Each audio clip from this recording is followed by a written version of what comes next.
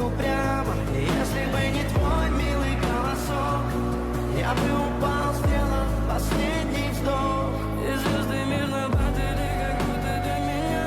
Я каждый раз загадывал тебя не потерять, но больше не могу, я просто мучаю себя.